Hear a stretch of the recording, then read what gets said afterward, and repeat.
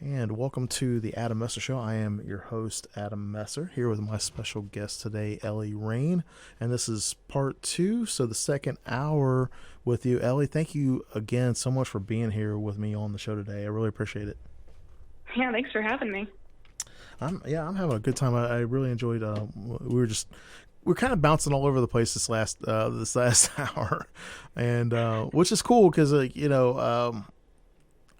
I feel like that sometimes, like, that's the way it is with indie publishing. You have a goal and you put stuff out there, but kind of just go with the flow sometimes, right? Yeah, it's basically my life. I can never stay on one subject for too long. Yeah, I feel the same way. Sometimes I'm like, like, I'll have things I have to do. So like this morning when I got up, I was like, okay, I've got to get this article done. I've got to do some social media posting about like the show today. Got to get this other thing, and then I start like it's crazy. But I'll go on to, like, let's say for instance I want to do an email, right? And I'm going to send an email out to everybody. I'll have the email open, and then I'll go to get a link, like for a book or something like that or whatever.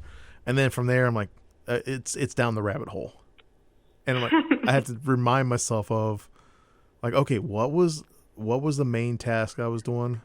Oh, yep. Every time you open your phone to look at the time, and you do everything except look at the time, and you close it again, and you go, oh, I forgot to look at the time. I'm like, wait a minute, where did the last 3 hours go? Like, how was I on TikTok that long? That's not. I only watched a video or two. Yeah, I tried TikTok. I lost too much time doing that because I was just doing nothing but scrolling, because that's basically what it is. Yeah. Oh my gosh, like doom scrolling. Yeah, I had to quit. It's so weird because I've been checking stuff out. I've been kind of like pushing away from the table when it comes to social media. But I've been really enjoying the TikTok because of the small videos or whatever. And I saw something, and of course I'm not a doctor or anything like that, but I saw something where, like, when you're doing that, like you're scrolling, not you personally, but just in general, person. Right, the royal you. Yeah. That it is like this little dopamine, like your brain is looking for these little rewards, right? So like you see something funny, or you see something interesting, or, whatever. And it gets that little dopamine reward, kind of like with video games. Mm-hmm. Video games are really good about having this reward system or whatever.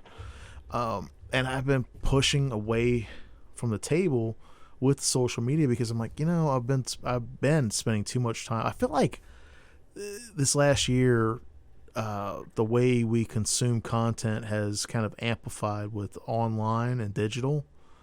It has. Yeah, I mean, not just with like books and movies, or music, but also like social media. Social media has become like another form of entertainment, or has been, but it just seems like there's so. I mean, like social media. Much. Yeah, just overwhelming. Yeah. Yeah, that's part of why I have such a problem with keeping track of social media accounts, particularly for the business. You know how you're an indie publisher, you've got to self-promote. Mm-hmm. It's what you have to do because you don't have a team of people doing it for you. Right. Or whatever else.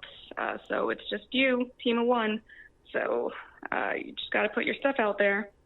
But it kind of, I guess it's kind of considered a requirement to have a Twitter, to have a Facebook, to have a LinkedIn, to have a Reddit, to have an Instagram and a TikTok, and just everything. And the toddler found me. She found me. My hiding place is ruined. Oh, who got you? The toddler found me. Oh, that's okay. That's okay. I mean, this is real life. I mean, like, it's totally, this is totally good because, like, Josh and I, we do a little podcast every week for Valhalla Books, and like it literally is like real life. I mean, like real life happens, and this is just, there's no sense in like trying to be like, oh, it's not. It's totally cool. So if we gotta, pause or whatever, no big deal. Yeah, well, her daddy's got her now, so that's he's cool. on it. Yeah. So you were saying, like, with it almost is like a requirement, right? I tell Yeah, you, I mean, at least that's what everyone says. I can't figure out if it's true or not because obviously I am terrible at social media. Probably because I just can't decide which one to give the most focus to. So I have this tendency to not give any attention to any of them because I just kind of freeze up. I'll tell you, A lot.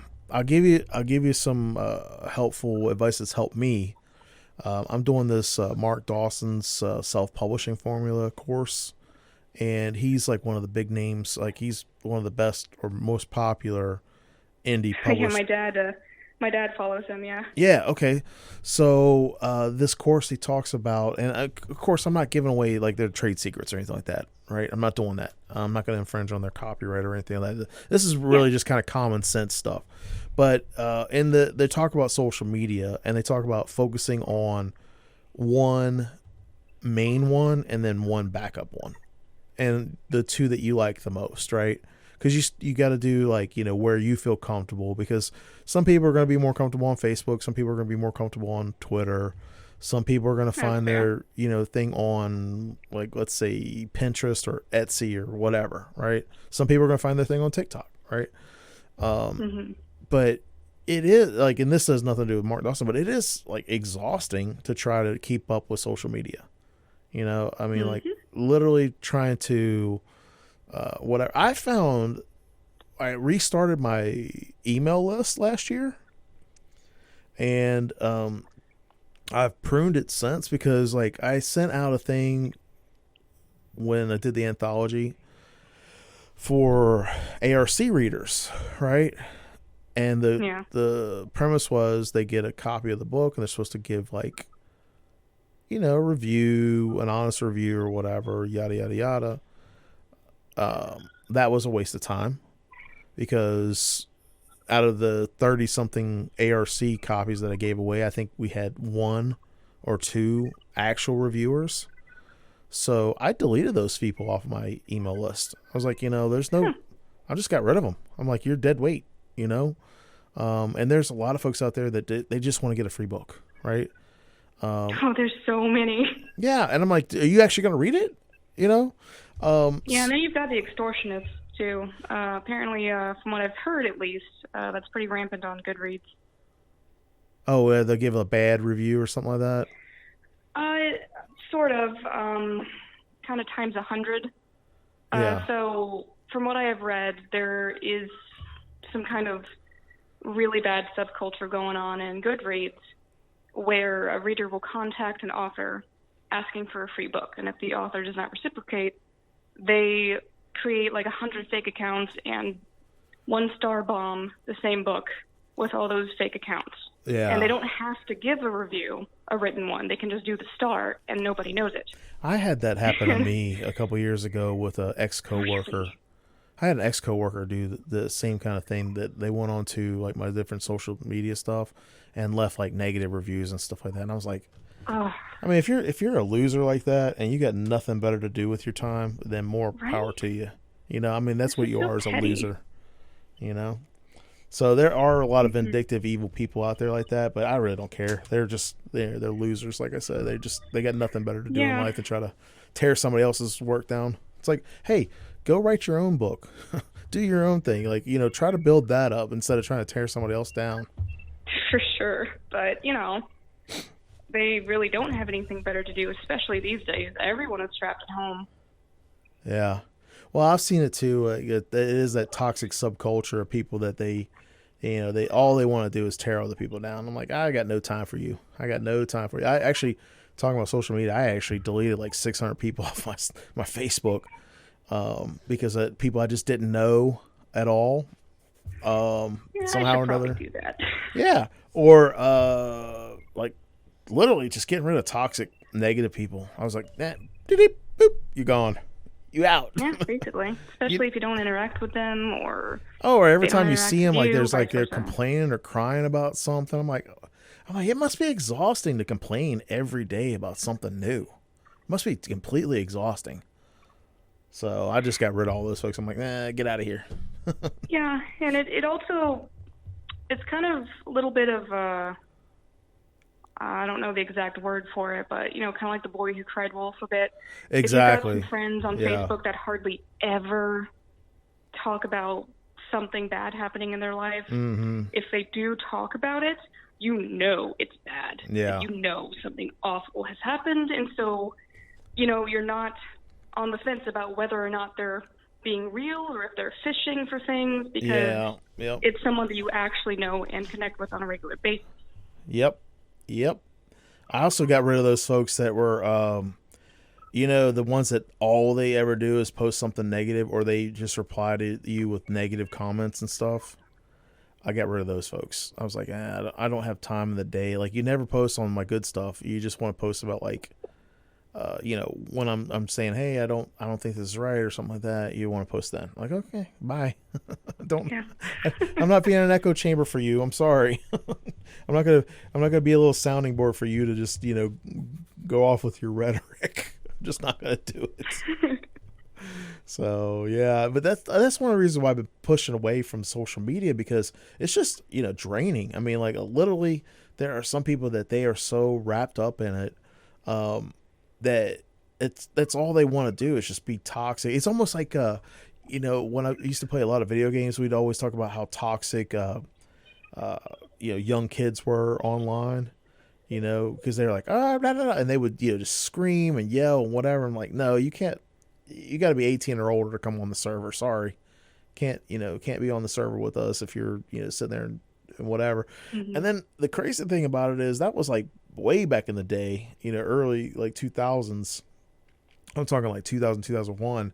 And then over the years, it's evolved into like, you got these toxic people, these toxic gamers, and you're like, and that's not just gaming. It's like online, that kind of stuff. I'm like, oh my gosh. I mean, like, I hadn't heard about the Goodreads thing, but I have seen where I haven't seen it with Goodreads per se, but I have seen it where people are like, well, I'm going to leave you a negative review, unless, like on eBay, for example. I had somebody try to get me one time. They said, oh, I'm going to leave you a negative review unless you give me $50. And I was like, oh, God. I was like, you realize I've got proof of you trying to extort me right now, right? And then you've got the romantic solicitation extortionists, too.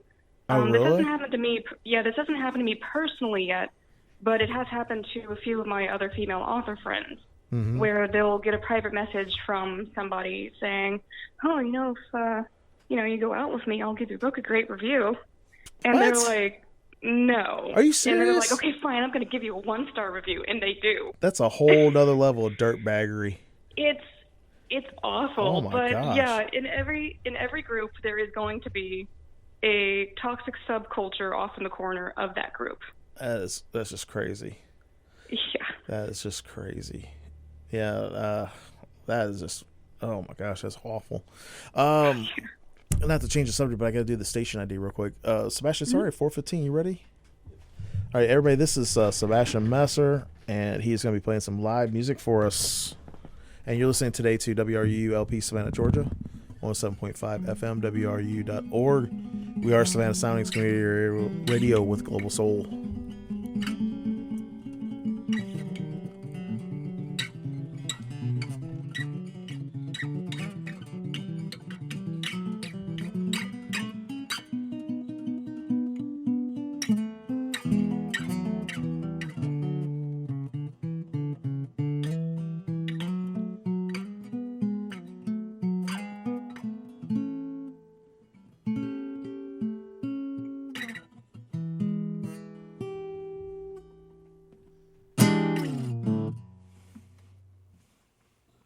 Awesome, Bess. Thank you very much. Yeah, I'll tell you what, that guy that I was telling you that he went on and did all that with mine, I called him out about it. I told him, I was like, you're a coward and a liar. And I just stood up to him because he was trying to bully me. And, online, the thing is, Ellie, is like there are a lot of these little keyboard warriors or whatever. And they try to like intimidate or harass or dox people. Like they're like, oh, you live at this place and this place. It'd be awfully crazy if somebody showed up at your house. Like, well, if you show up at my house, I'm gonna. Let's look up your IP address and give that to the police and do a screenshot of what you just said. Yeah, it's like I'm gonna greet you with some flying brass. How about that? If you show up at my house, be glad to reciprocate with you. But I'm just so blown away, and that's one of the things that kind of blows me away with the social media thing, and that's one of the reasons why I've been stepping back, because I see these people, they're so toxic, and I'm like, and I almost don't want to engage with it. So I've been trying to just post, like little positive things here and there, and then trying to share trying to share stuff about the books and all, and I don't know, but it's a lot of work. It is a lot of work, and kind of come to the realization that, like, hey, it's not going to be this, that, or the other. I don't expect my books to be the big bestsellers or whatever, but I do enjoy connecting with people that actually like reading the books. You know what I mean? Exactly. Like you said about that one person that was like, they were just in love with your series and all. Yeah, like ultimately, for my philosophy with writing and with going through the experience of writing, if you're not having fun, why are you doing it? Right. That's for me, I guess. Everyone's got their own thing. No, I agree with you. I think the weird thing about it is checking out different, because there's no one way to do it, right? But checking out different people's stuff, or checking out like different ways that people have, done this or that or the other with writing and publishing and yada, yada, yada. If it is a lot of work, right? But I don't want it to become a job. I don't mind doing the work, right? And I don't mind being serious about it, but I don't want it to be a drag where it's like I don't enjoy it, or, just miserable trying to do it. I don't want it to be like that. You know what I mean? For sure. That's why conventions are always the most fun for me, because I get to think of new, fun ways of making things exciting to be at the table. Make it more engaging, not just for me, but for the people who come by. Yeah. That's why I'm really excited that I actually made oracle cards based off of the books. They're kind of like tarot, but they're more freeform. So now I can actually do readings at the table when we start having conventions again. So Nice. I've always wanted to do that, and now I can, because I had all this time during quarantine to do it. That's cool. So is it kind of like a game that you set up for people, or? Have you ever done a tarot reading? Not really. I mean, like, I had a guest on one time that she did that, and she did something with the cards or whatever. I'm not, okay, don't get me wrong here. I'm not trying to be negative or anything like that, but I don't really believe in that kind of stuff, so I've never really partaken it. And you're good. Yeah, I'm not trying to be insulting or anything like that. I just don't know anything about it really. Well, it really is dependent on the user. So some people want to go in for it for entertainment purposes. Some people want to maybe think about, what they should be focusing on for themselves and their mental health and all that kind of stuff. Everyone's got different reasons for why they go in and do it. So, I probably misunderstood you. I thought when you said you made some cards, like I was thinking like Magic the Gathering. So you're talking more like tarot cards. Yeah, okay. I have thought about general playing cards, but what I envision for that is exponentially more complex, and it's a little bit more like an RPG role-playing thing. Yeah. And it would take a lot more money to make. I saw, it's so crazy. Yeah, it's expensive to do any of that kind of stuff, because I was looking into making like a kids card game. I'm gonna just throw it out there. It was going to be called, oh my gosh, rock paper sandwiches. And instead of rock paper scissors, it'd be rock paper sandwiches, because you'd have rock paper scissors, but the sandwiches would be like sandwiches, SAMMICH, like how people do with the video games. The sandwiches would be like randomly, like you'd have rock paper scissors, and you'd have like a little card game, and then you'd have to play it, like rock, like you just drop your cards or whatever, but then the sandwiches would be randomly inserted, and when a sandwich popped up, it was like war. You had to, you remember like war, you do 3 cards and you flip it and whatever. Yeah. It was kind of like that, and then winner take all over the pile. Thank you. So, but yeah, but I was looking into it. It's expensive to do that. So, Yeah.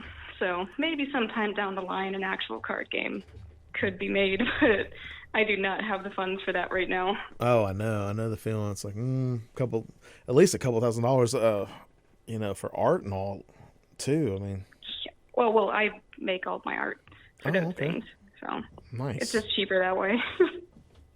better investment too. Yeah, so I'm really glad I went to art school. Yeah, that's cool. What program do you use for drawing and stuff like that? I use Photoshop. Oh, okay, cool. Yeah, I just my friend, what's it called? Oh my gosh, Affinity. There's a whole series of Affinity programs, and it's kind of like Photoshop, like back in the old school before they did the subscription based stuff. Hmm. And so I just got those programs, and I was messing around with it because digital art. I picked up Procreate for my iPad, and so I've been drawing that, and I really like it because I can draw right on the iPad in Procreate. So do you use like a like one of those digital pads or? Oh, I now have a Cintiq, Oh, which nice. is exponentially better than the external pads that I used to get. Is that like the Um, all-in-one tablet and all too?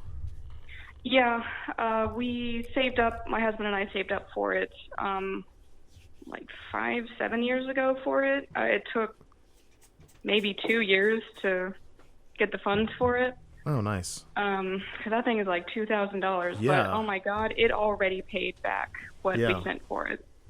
Like the amount of stuff that I have made with it and sold with it. That's great. Yeah, I had a But yeah. friend of mine that he used it wasn't the Wacom, but there was one like the Cintiq where it was an all-in-one like giant tablet, with the oh gosh, what was it? The it's not a laptop, but it's like a giant tablet, with everything. I can't remember the name of it right now. It was some kind of dragon something or another. I can't remember, but it was like the Cintiq or whatever. So that's pretty Sweet. cool. That's pretty cool. So what kind of art stuff do you create and sell with it? Well, I recently just did a line of random shirts and mug designs for Necromancer humor. Oh, Because, cool. the idea popped in my head, and I thought, that should be on a shirt. So that's what I did. That's cool. What do you use, like Redbubble or something, or? I'm using Printify for that stuff. Oh, okay. Yeah, and I recently was found out that you can actually hook it up to your Etsy store, so I was like, I'll just make an Etsy store. Oh, neat.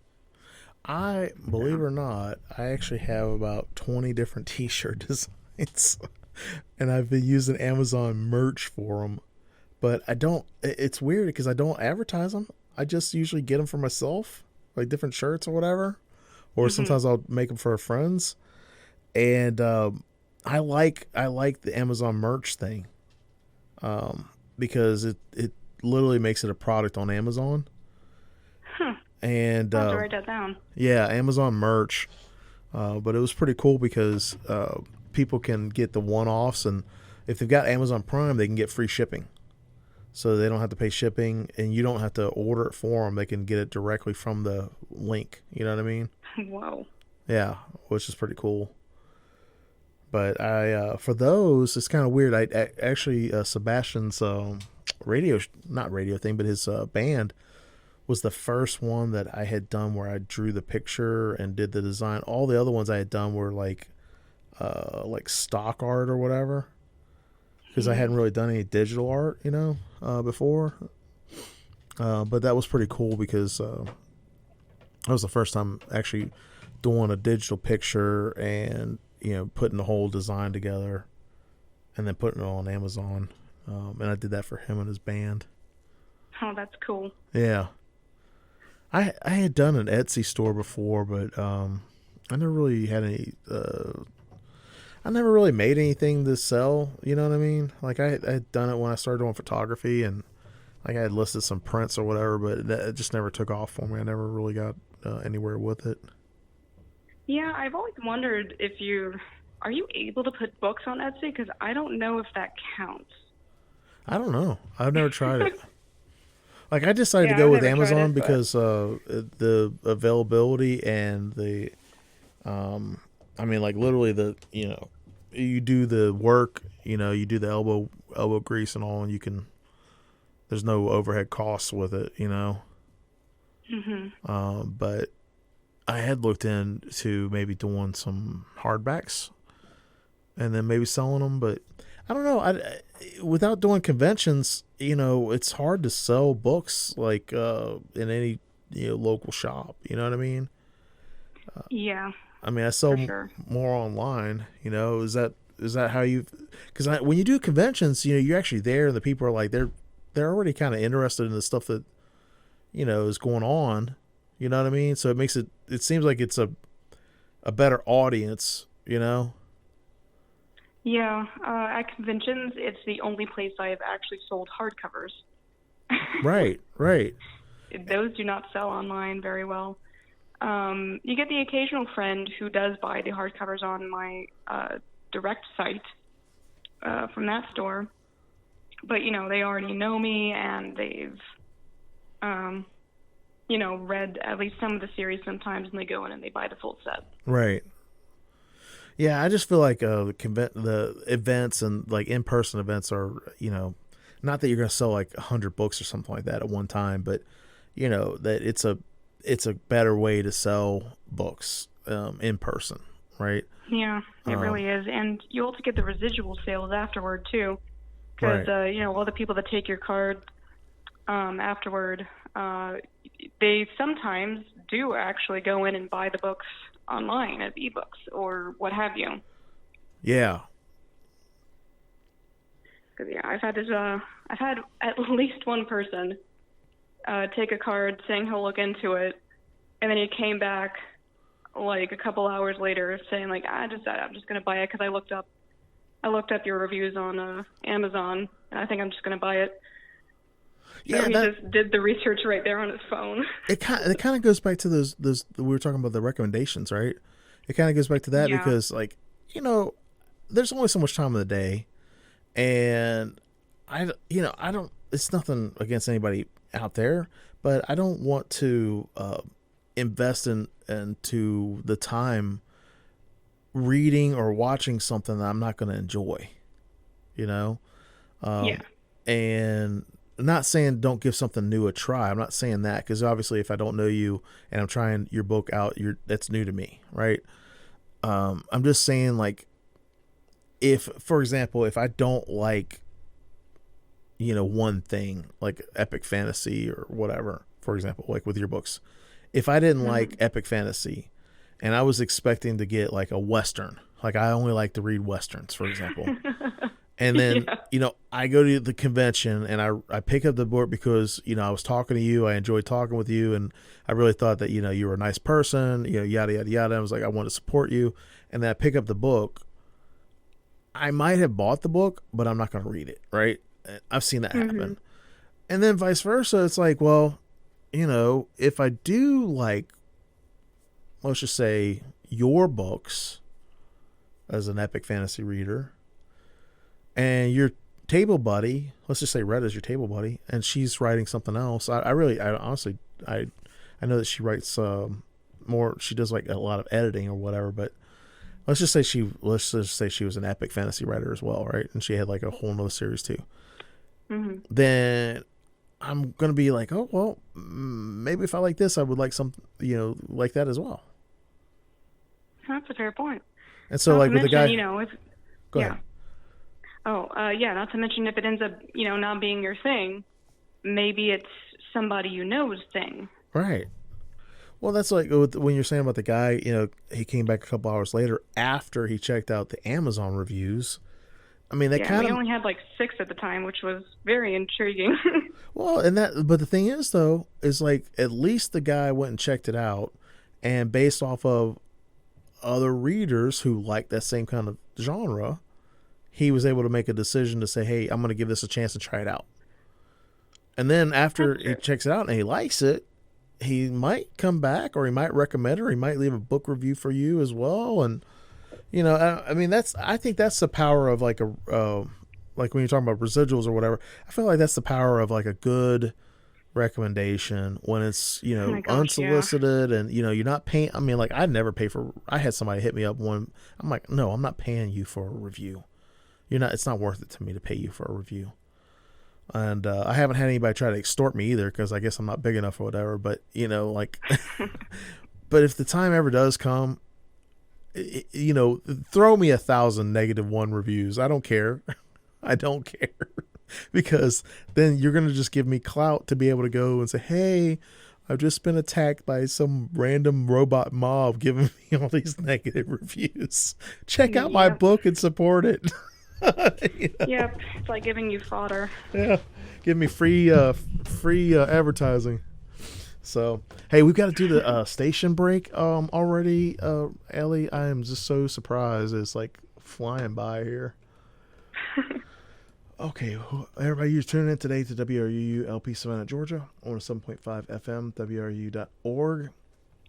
We are Savannah Soundings Committee Radio with Global Soul. Something I do want to share with everybody. This is an all-volunteer station.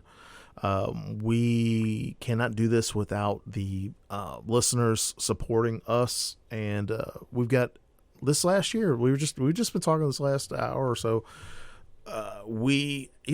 Conventions have been shut down. A lot of events have been shut down. Well, here at WRU, our fundraiser in-person events have been shut down, which are like a major part of how we get funding. So please check out this this announcement that I want to share with you from the station. All of us here at WRUU want to thank you for more than 4 years of the best radio on the air in Savannah. Thanks to your listenership and loyalty, we were named Best Local Talk Radio in the most recent published readers poll in Connect Savannah. This year, because of the novel coronavirus, we have had to cancel all live fundraising events that we depend upon to support the station. So this year, we are doing an on-air fundraising event in the spring, as well as the one we have done in the past in the fall. So this makes our on-air fundraising drive more important than ever before. We will be having our annual on-air fund drive from April 19th to May 2nd. So stay tuned and donate generously. Thank you. All right, and I just want to go back just for a second here and talk about how much that impacts when the listeners donate and check us out and help us out. I've been, in June, it'll be 3 years that I've been on the radio, Ellie, with WRU. Mm-hmm. And I couldn't do this show where I get to interview cool people like you, artists and authors and entertainers. I couldn't do this show without the station. I mean, I could do a podcast, I could do, whatever. But it's just not the same. Like, we're on live radio right now, and then the podcast is, it's an unedited version of this radio show. So how it's going across the airwaves is how people listen to it. I don't edit it. I don't trim it down. I don't do anything. I upload it, and it's that. You know what I mean? Yeah. So for everybody out there listening to us, either on the podcast or on the radio live right now, check it out. WRU.org. Go on there. Even a $1 donation will help. I know that sounds crazy because we were like, oh, $1 is not anything, can't do anything. If we had, like 2,000 people, and I think Savannah's got over 250,000 people in their metropolitan area. Inner city, it's more like, I think, closer to 100,000, something like that. But if we had 2,000 people just in our listening area, go on there and say, hey, here's $1. Boom. Here's $1. Boom. Whatever. We'd have enough to pay our monthly bills here at the station. I mean, that's just the power of collective, not bargaining, but, collective work, so that's my little spiel. I wanted to throw that out there to y'all. Thank you for those of you who have supported us. And if you're on the fence, whether you should support us or not, I say do it. If you like these kind of shows, if you like stuff that's not overly produced, cookie cutter formulaic type stuff, where I'm sitting here having a casual conversation with Ellie, and this is not scripted. We didn't talk about what we were going to talk about beforehand or anything like that, right, Ellie? No, I had no idea what I was getting into. Yeah, right. And hopefully it was good for you. I'm hoping you've enjoyed it.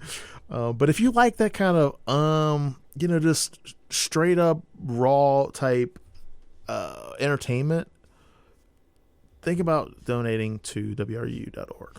So that's it. That's my little soapbox for the day. So thank you, Ellie, for letting me do that with you. But I think that's one of the things too is like indie creators. There's no magic bullet for any of us, right? I mean, having somebody come up to you at the table, like we said before the break, they checked out, the reviews online, then they decided to buy the book from you in person. Yeah. I mean, that's a great example of, connecting with a new reader or connecting with somebody, who's interested. And quite frankly, I don't want people to read my books or to buy my books if they don't want to read that. I'm not looking for pity. I want somebody, right, who wants, like, with your series, with the necromancer stuff. I know that's not going to be for everybody's thing, but that's okay. Mm-hmm. It's not, I mean, like, I think the necromancer thing is pretty cool because I like playing necromancers in video games. And like you said, it started off as an idea about being, doing a video game. And you're like, whoa, wait a minute, I can make this into a book series? Yeah. It was wild. Yeah. So that's what I'm saying. Like, I'm not knocking anybody, but, I've had folks that, so Valhalla Books, for example, I picked Valhalla Books as the name because I've always liked Thor, in the comics as a kid, and I've always liked Norse mythology, right? I wanted something that I could use to represent wanting to publish horror and fantasy and science fiction and, just like the nerdy stuff that I like to read. That's the kind of stuff I'm publishing. Mm-hmm. I know that's not for everybody. I mean, in fact, I'm not even the perfect reader for it because I like to read nonfiction stuff most of the time. I read stuff on leadership. I read biographies. I read historical stuff. But I also like to read. This is the kind of stuff I grew up on. And like I said, I love comics, and it's the kind of stuff that I like to write. But I know that's not for everybody. I'm okay with that. Yeah, for sure. I've actually had somebody ask me, like, oh, well, how much detail is the violence and the gore? Because I'm really squeamish. And I was like, I have been told that I have some scenes in there that makes people want to lose their lunch. Oh, gosh. So probably not for you. What did they say to that? They said, okay, thanks, but I do know somebody who does like that stuff. So they took a card and gave the information to their friend later on. At least I assume they did. You never really know. Yeah, I think that's a great. I think that's a great exchange. And one of the things, it's kind of weird, but with doing the radio show, I have people approach me from time to time, not all the time, but from time to time, asking me to review a book or, to book a guest or whatever with an author or whatever. And sometimes that's not a good fit. I mean, like I had one not too long ago that they found me through Amazon, which is weird because I just have Adam on there for my reviewer name. I don't have like my, Adam Messer on there. I just have Adam. And they found me through Amazon, and they sent me an email asking me if I would be interested in reviewing a book. And at first glance, I was like, oh yeah, it kind of looks interesting. Yeah, I'll be glad to check it out. Whatever. So they sent me the email with a downloadable PDF or whatever. And then after I looked at the book, it just was not my cup of tea. It was, in my opinion, it was kind of a bunch of hokey pokey, baloney. And I didn't really care for it. but I didn't want to. I'm not gonna leave a negative review for somebody. First of all, if I don't like their stuff, I'm not gonna leave a negative review. I just won't say anything, right? Yeah, that's usually my policy, and I usually find a friend of mine who might like it. I pass it off. Yeah, I didn't do that. I'm just not gonna do that. I mean, like I think it's cool that you would do that, but it's just I kind of leave it as like it's just done. You know what I mean? Yeah. And because I cannot honestly recommend something to somebody if I don't believe in it myself. And it's not that it's not my cup of tea and it's like, hey, it might be yours. If it were something like that, like, if somebody came up to me and said, hey, check out this book with blah, blah, blah. It's about space Vikings. I'd be like, I don't know. But I've got a friend who they love space Vikings. They're really into Warhammer 40K. That might be up their alley. I could do that, right? But if I read it and I was like, I'd be like, I don't know. So anyway, the point of the story was that they had emailed me back asking me to leave a review. And I emailed back and I said, unfortunately I can't because, it just wasn't my cup of tea type thing. I didn't say anything negative. I didn't say anything whatever. They kind of insisted, like almost like because they had given me a PDF copy of the book, which, literally cost them nothing to email. Mm-hmm. They kind of insisted. I was like, I'm not doing it. I'm not going to leave a review for you. And then I did a little investigation, and it turned out that the company, quote unquote, was more like a vanity publisher. Oh, no. For these authors, and they were trying to solicit reviews, I guess. Because I've never had anybody solicit reviews from me like that. I was like, oh, I feel bad. I felt so bad for the author.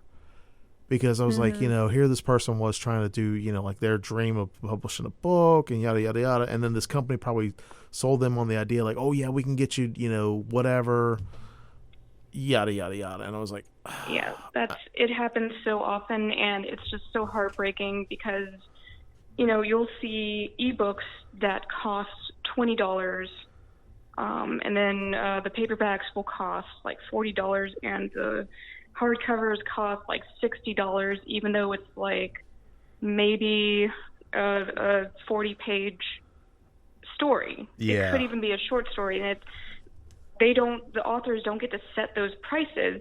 But not only that, these vanity presses kind of hold it hostage. Oh, yeah. Saying that unless you sell this ridiculous amount of number of copies for pre-orders, we're not going to print it. So they wait until they have like 10,000 copies or so of pre-orders. And this can last for years. And it's like just the worst abuse ever for new authors. It's predatory. It's awful. And it's so heartbreaking because, they work really hard finishing a story. It's a huge accomplishment. And then to just have it held hostage for you because, you're new at this, you didn't know any better, and someone took advantage of that. It just happens so often. I have a friend of mine that it happened to them, and they paid over $10,000 for publishing services. And so let me do a little caveat here because we got to do a break. There are legitimate publishing services like Ellie, you talked about using a cover designer and that kind of thing. Yeah. They're editing services. All of these same services are legit to pay for, right? But the vanity publishers, the reason why I said it's predatory is because what they're doing is they're looking at it and saying, hey, you got this dream and we're going to help you make your dream come true for XYZ dollars, right? And it's not illegal per se, but in my opinion, it's highly immoral, and it's predatory because they're not. So, for example, like a traditional publisher, they're not going to say, "Hey, pay us, and we will produce this book." What they're going to do is they're going to try to publish the best books that they feel like are going to sell, right? Right. Vanity publisher doesn't care if your book sells or not because you and they make are. and they make you pay for the cover. They make you pay for the editing and the formatting. You are the product. A normal publisher would not make you pay for those things. Exactly. So, Sebastian, you mind playing for us? We're at the 45-minute break. Everybody, this is WRU.org, 107.5 FM, WRU. I'm getting a little tongue-tied here, Ellie. This is WRUULP, Savannah, Georgia, 107.5 FM, WRUU.org. We are Savannah Soundings Community Radio with Global Soul. And this is Sebastian Messer.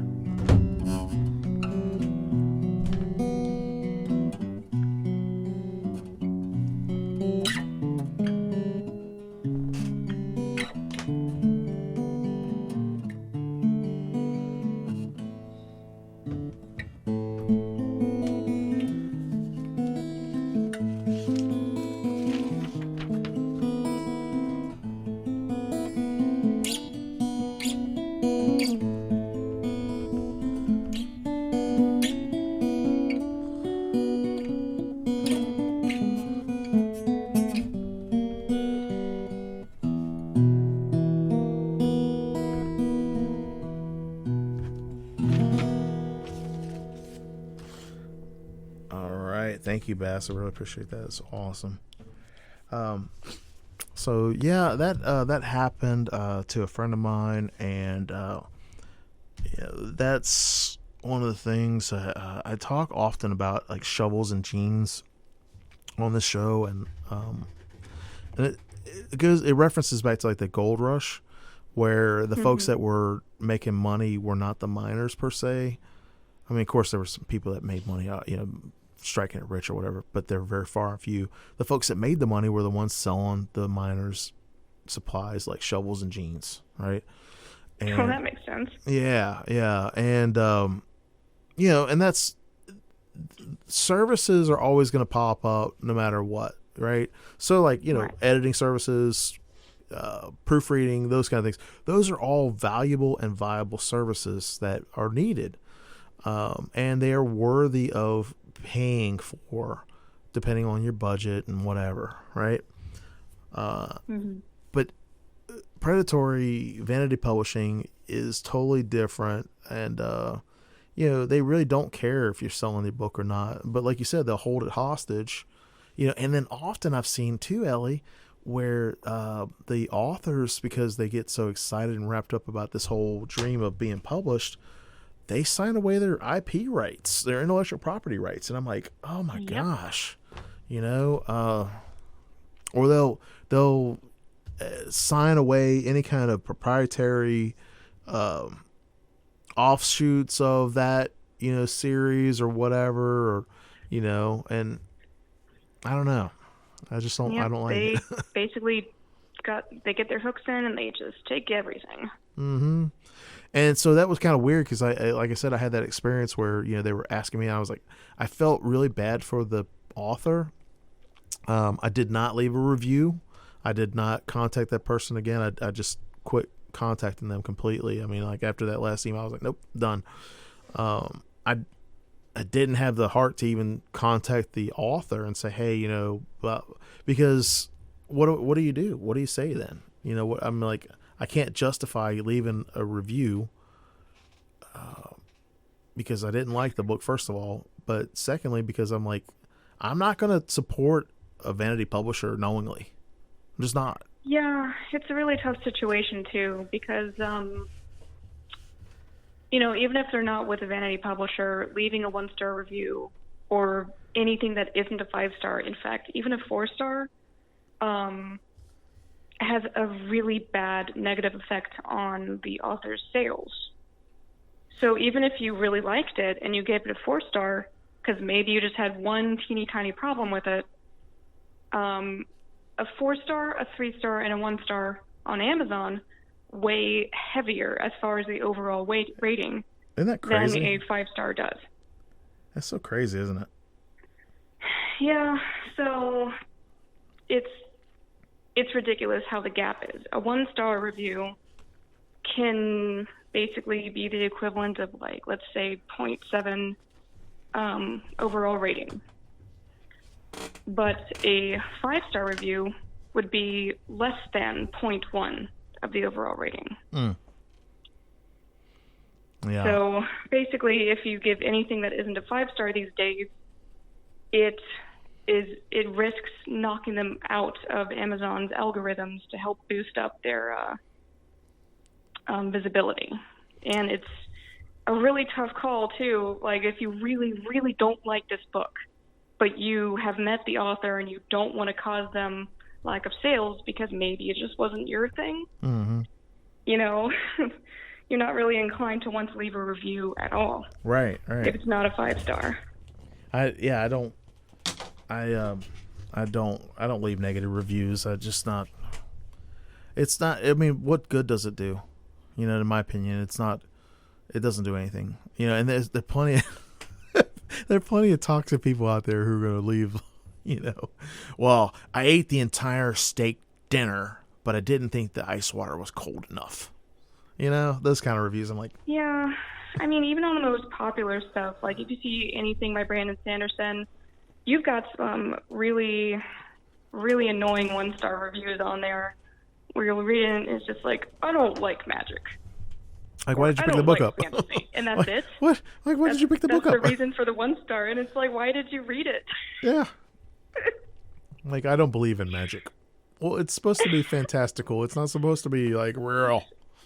Yeah, so you do get those personalities sometimes. Yeah. I had somebody one time say that they picked the book up only because they knew me. And I was like, wow. Don't say, you can't do that. They kind of gave like a mixed review too. It wasn't like a really good review. It was kind of like a little backhanded slap type review. And I was like, wow. I was like, really? You got to go there? And what's annoying is Amazon would probably keep that up despite their other policies simply because it isn't a 5-star. Yeah. Yeah. So I was like, whatever. I just done with it. So we have like a couple minutes left, Ellie, to wrap up the show. The name of your series again is? It's the NecroSeam Chronicles. The NecroSeam Chronicles. And what's the best place that people can check out information about your series? You can go to necroseam.com. That's NCROSEAM.com. Or you can go to Amazon and Barnes & Noble. Nice. Well, I've really had a good time talking with you the last 2 hours. I really appreciate you being on the show today. Yeah, it was super fun. Yeah. And, you know, folks out there, check it out. Like, you know, if it's up your alley, go check it out. You can get more information. And, you know, if epic fantasy is your thing, especially if you like, see, for me, I it's so crazy, but, I'm going to have to go look at your books now because like, I like the necromancer character arc and I think it's kind of a cool little thing to check out. So Thanks. all right, everybody, stay tuned because